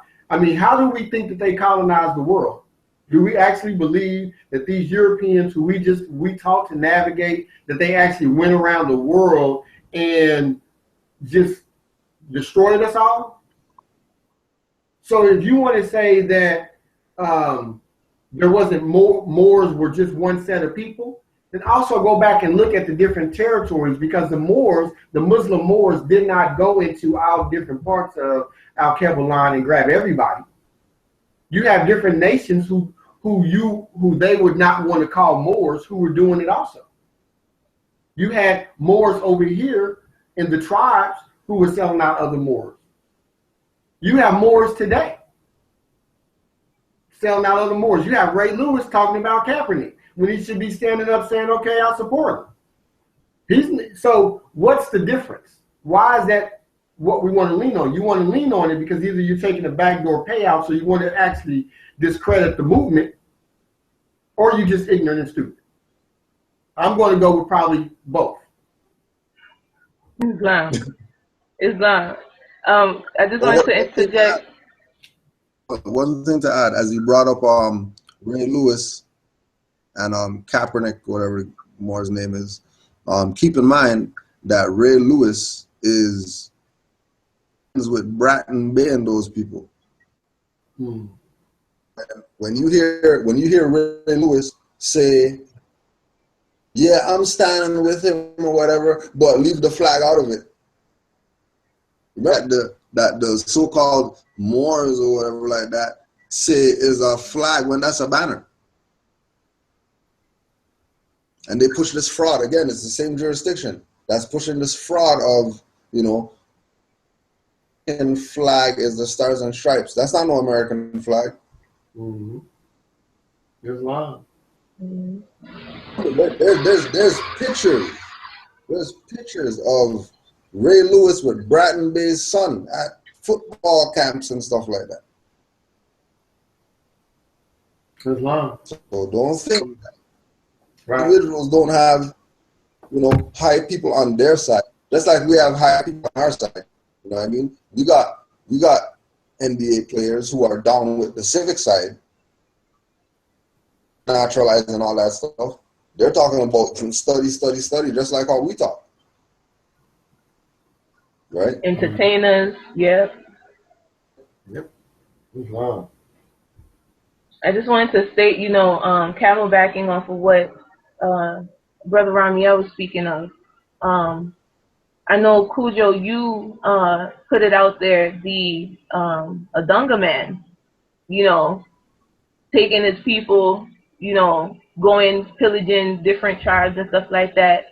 But there was also a I'm trying to recall who the prime minister was, but he apologized on behalf of Africans, the Moors of that side, for what was going on here, because they understand and they know that had they not authorized the conditions of our people to where, for things to go on that the way it went on, if they hadn't authorized it, then we wouldn't be in the predicament that we're in right now, at least not as much as we're in right now. Because the fact of the matter is, even in the stories that you read with Columbus and stuff, the voyages that George Washington had, they needed a Moor for navigation.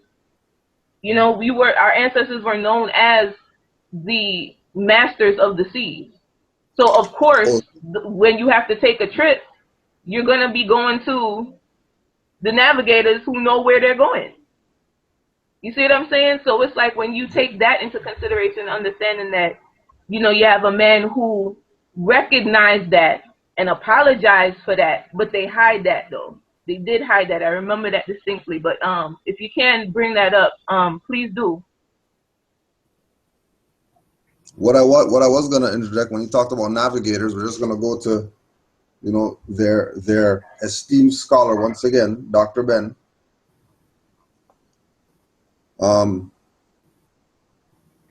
Yet, just as it was, oh, this is on page 526 again. Yet, just as it was, the Moors of African origin, the Iberian Peninsula as conquerors in 711, it was also they who were the last to be forced out by the Spaniards, Christians, in 1485 from Granada.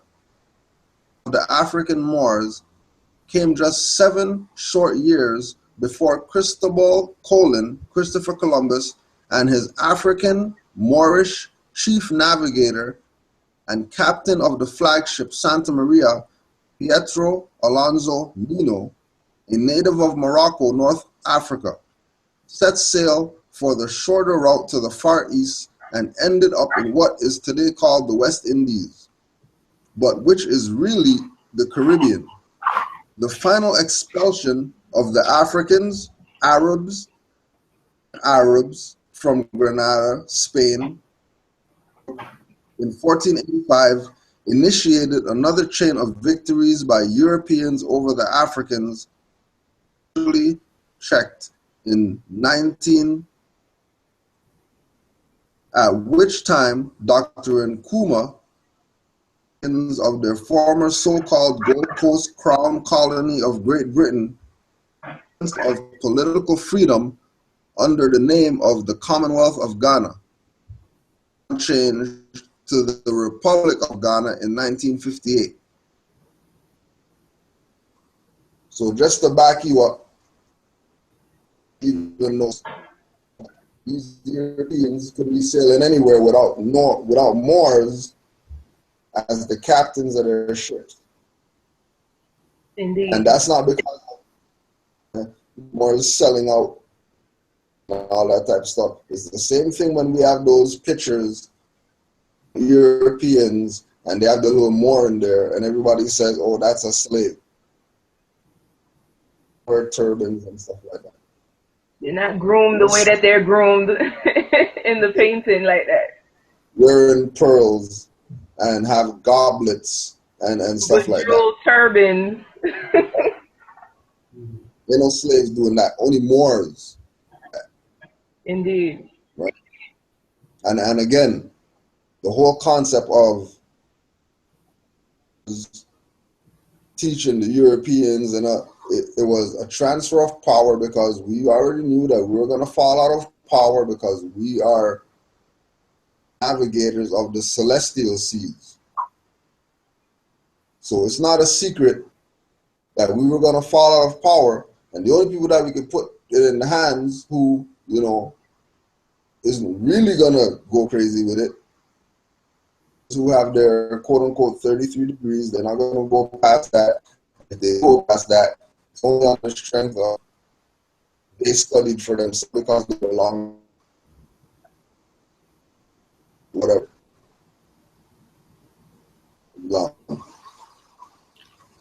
Islam. Brother Rahm'el, do you want to bring up the other clip? Expound a little bit before you play it for me. Well, that clip may be too long to bring up because, I mean, he's going through, I mean, I can bring it up though, but I forgot the Albion's name. I forgot. However, what he's doing is he's attempting to, and it was actually I seen it because Ranchu Kudro put it up, and he's going through attempting to break down and discredit everything that the Emir, you know, says in one particular lecture.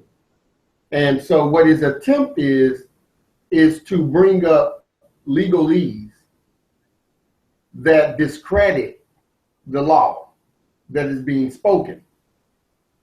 And so he goes into, you know, speaking about what he say about citizenship, that if you're not born, you know, when he's talking about ties, you know, speaking about being a U.S. citizen, I think he goes into saying, oh, if you were born somewhere, you're a citizen or something, you know, something of those natures. So I can bring it up if you want, and we can, you know, we can look at that thing. You wanna at least play the first 2 minutes just so that they can. Yeah. Um, What do you remember y'all beyond his name, Cujo? It's called debunking. That's it. Something like that. Yeah, I didn't hear. I didn't get an appellate, nom de guerre from him or anything. I just know it started like with a D, like DJ. I think a D is in there. I don't know. You know, he doesn't show his face. He's just kind of just speaking. Oh, there you go. Okay, I got it. All right. I got you. Let's see.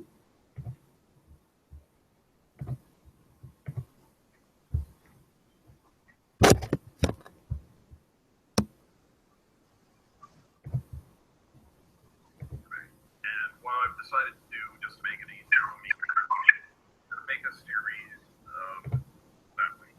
Okay, let's get started. Now, all civilization operates on contract. Audio is really low. This is his audio, so Yeah. because it's low on my end, so however he did it is low here too. Yeah, that's a sign. Okay, so and by the way, a really quick shout out to the landlords who I believe are going to be watching this video, or at least I hope they watch it, because I'm going to be explaining why Taj Sharif Bey is a sovereign citizen. Right there, Taj has just referred to the sovereign citizen theory that everything is a contract. This is discussed at length in the Medes v. Medes decision from Alberta, Canada, which deconstructs the sovereign citizen movement. And I'm just going to read from paragraphs 388 forward, where this everything is a contract theory is discussed.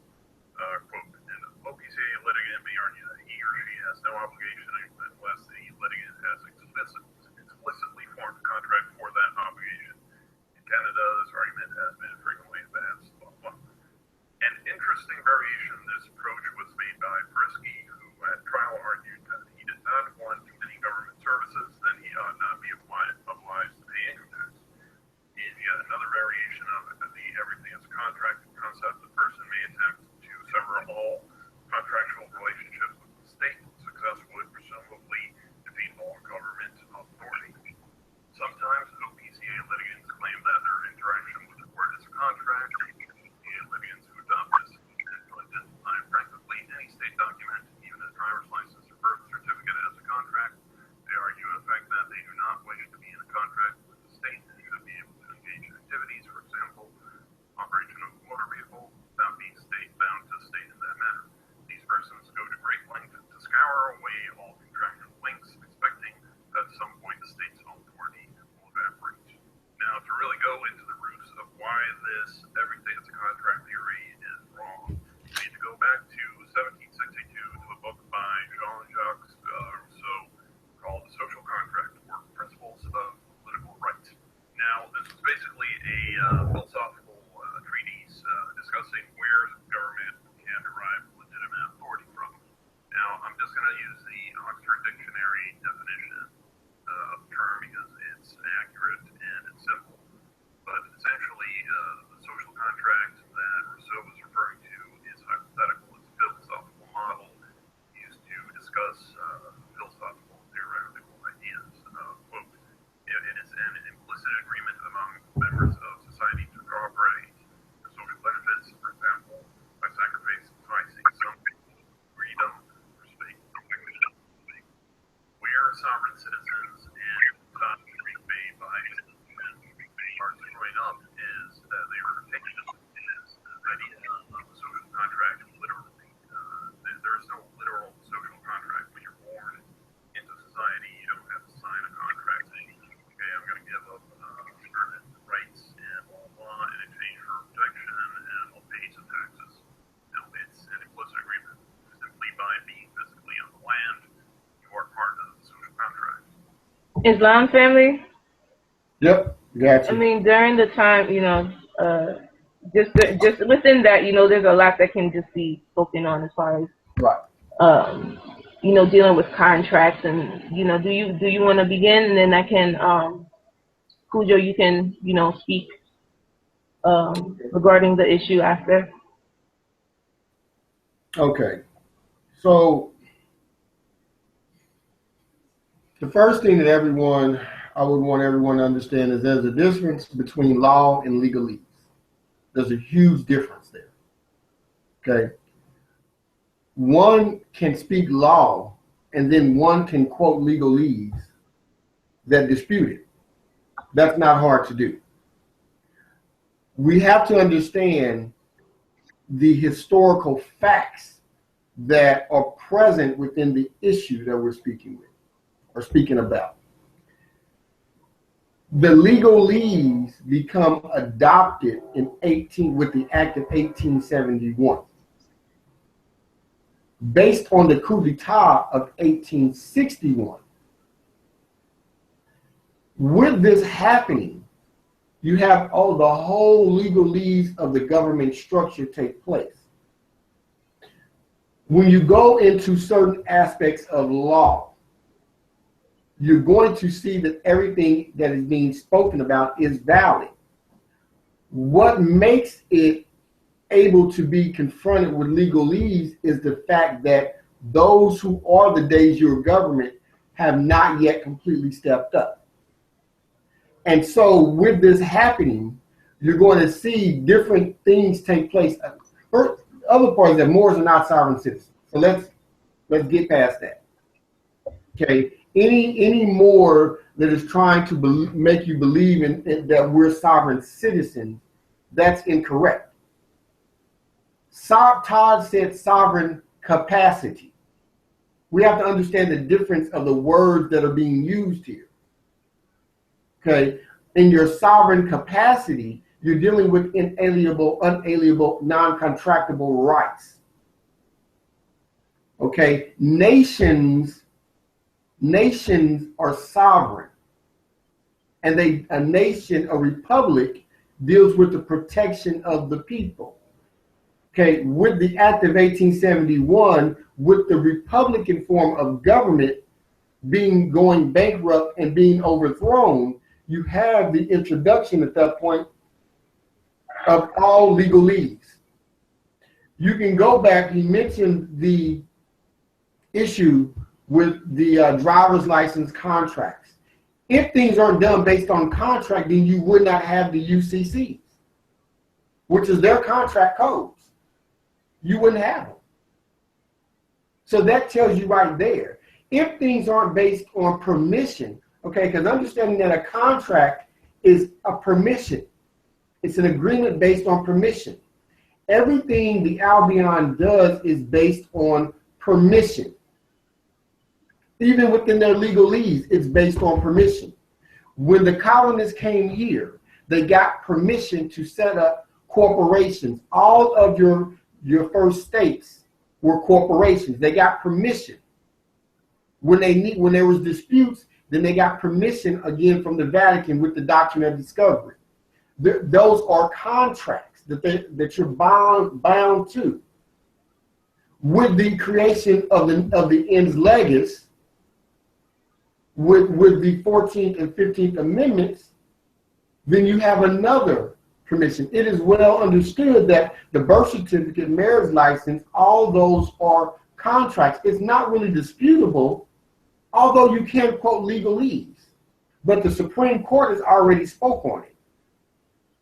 So really what he's saying isn't worth the oxygen he used to say it. It's just really not worth it. I don't even really feel like it's worth the amount of time we're going to spend. The only reason we do these things is so that the people can get clarity. But the Albion that said it, everything he stated was legalese. You can't go into the Constitution. Even if you go into the Constitution, then you go into what is a liberty. What is a liberty? A liberty, one of the liberties is right of locomotion. What is locomotion? Then you go into the Constitution and it says those things can't be abridged. I mean, it's not difficult. However, you can, because of the overthrow of the republic, cite legalese. And so I yield the floor, but you know, the legalese jargon, you're going to always be able to do that. And those things are going to be prevalent until we do what we have to do to take back and reestablish the Republican form of government. Because right now, the substitute bays are sitting in our seats. And we're the only ones who can actually reestablish it. No.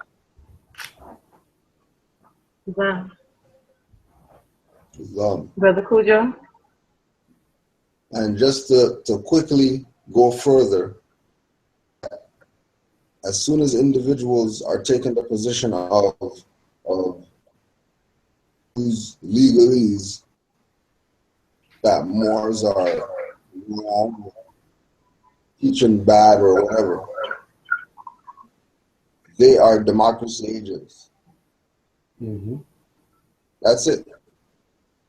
As soon as you hear them talking, from a perspective, for example, out here, we don't go to the Supreme Court out here because there's no Supreme Court where we are in this jurisdiction. Like how, you know, certain cities would have Supreme Court of New York, all that stuff. There's no Supreme Court here.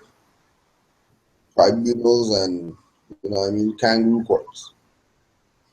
The kangaroo courts out here use Meads versus Meads, the same case that he's using,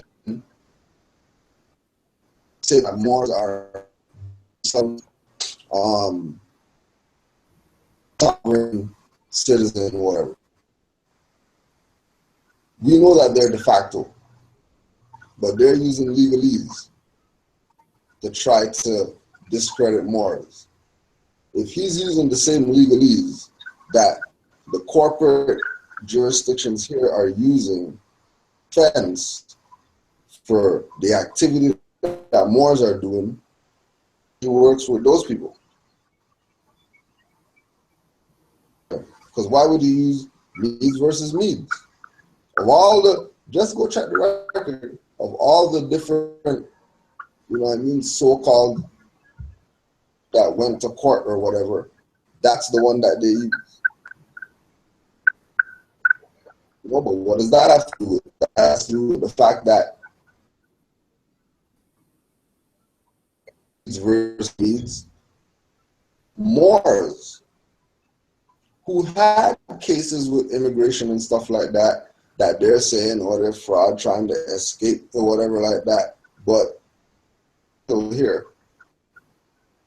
Nobody's coming kicking their door and talking about their immigrant or whatever like that, get them out of here. They go to war on that. It's not bound to the continent by heritage. Right?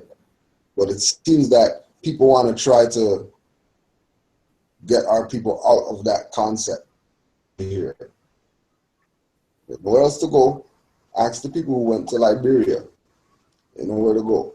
Ask all those Rastas that went to Shashamani. They know where to go. You're going to leave here, go there, and get stung by some, or whatever like that, and lose your life. You're going back home over there when you're from here, and then you're calling over here the West, and calling over here wilderness of North America and all that stuff. This is your vast estate. And so everybody comes here. Everybody Sorry comes to interject. here. Yeah, but everybody come here trying to set up shop. Why? You know, while they're distracting us to look over the water, over to the next side. Clearly there's a reason, you know. And with the people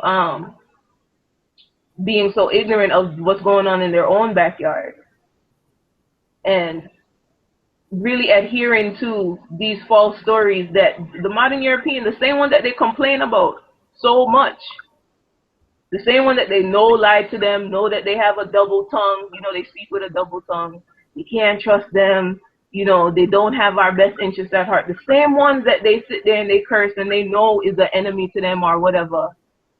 You know, they'll hold to a story that when you back check it, you fact check it. You can clearly see it's not, you know, nothing like that can even scientifically be possible. Such as the little boat that they claim that we came on over here. You know, in the amount, you know, the mass amount that they claim it to be. You know, just to add on to what you're saying, you know, Islam.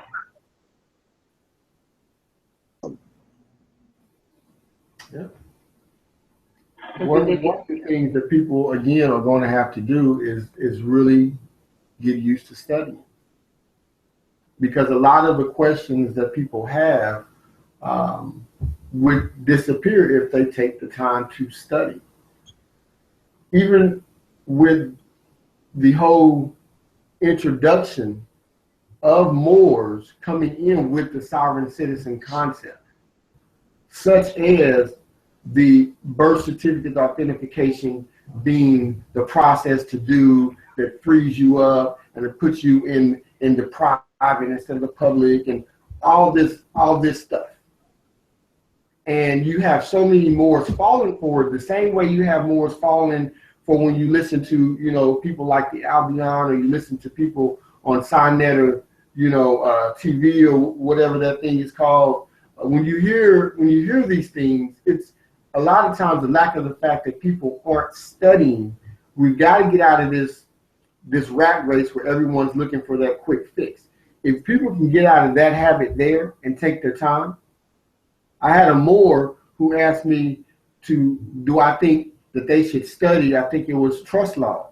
And I'm asking them, why are you a Moor? Do you know that? Tell me, why are you a Moor? Have you read the Quran? Because if you haven't got to those concepts, then the other concepts you don't even need to be dilly-dallying with yet. And that's part of the issue, is that you don't have enough people sitting down, going over the needed material. Everyone's, you know, doing the YouTube scholarship the quick way, and don't have the books in front of them, studying with the marker, with the light, with the water. And we've got to get the people to start doing that and stop looking for people to lead them with the knowledge. You're looking on YouTube because you're looking for a leader a lot of times. It's one thing to go through a YouTube lecture and break down stuff. And if you're breaking down things, then a lot of the questions that people have, you would never come with.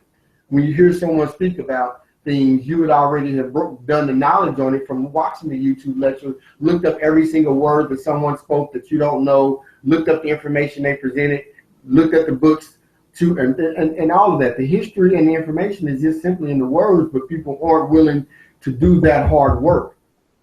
They just want to watch a YouTube and be able to spit out the same thing that the people in the YouTube videos are doing when we're doing lectures and all those things. We got to get people out of those habits. And guys like this would go away. Guys like Sinetta would go away. Those people feed on the fact that people don't study. You see, that's what they feed on. Reggie, Polite, they feed on the fact that people don't study. That's all they feed on. They feed you a bunch of nonsense because you don't study.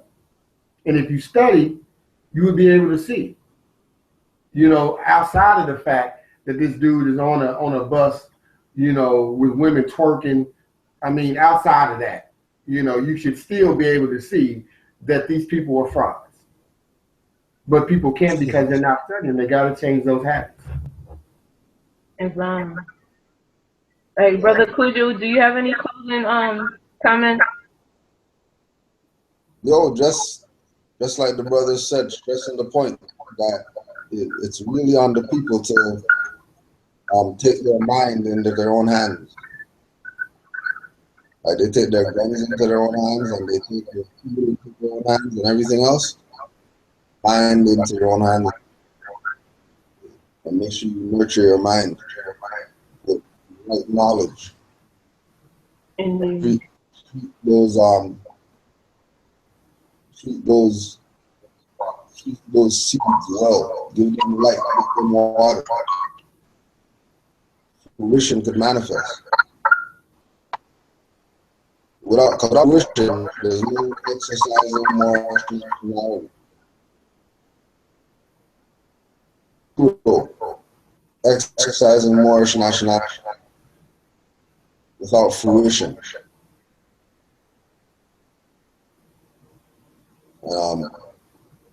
Second, Islam to the self-mother, Islam to the country, to build as usual. Do the jump. Thank you again for the platform and good day. Indeed, Islam. And I thank the both of you for, taking the time out to really addressing this issue, because, just to reiterate, it's the misconceptions that really do have our people in a confused state. So once we are able to define, the certain terms, certain processes, just give a thorough understanding of different terms, because that's really what it comes down to. Once you understand terminology, you can't be fooled, or it's very difficult for you to be fooled. But you have to take the time, as the Grand Sheiks have stated, you have to take the time to study, absorb information, the correct information. Therefore, you can apply the information and really become what you are studying. Just before I close out, I want to put on the record that the Albion, he had a part 2 to the to the video, and within it he states that rvbaypublications.com is Taj's website, and it puts out information that has no legal rationale. It's lawful information. It's lawful information for one. So, Brother Rahm'el, you already went into the difference between lawful and legal. And I also want to put on the record that it is not Taj's website. RV Bay Publications is not Taj's website. Once again, you will see certain, I'm hearing reverberation in the back, but throwing me off. You'll see certain information from Taj on the site, for all Moors to utilize, but it's not his site. I just wanted to put that out there, and I'm going to end the broadcast with that. Islam to the Prophet, Sheikh Sharif Abdul Ali. Islam to all my Moors.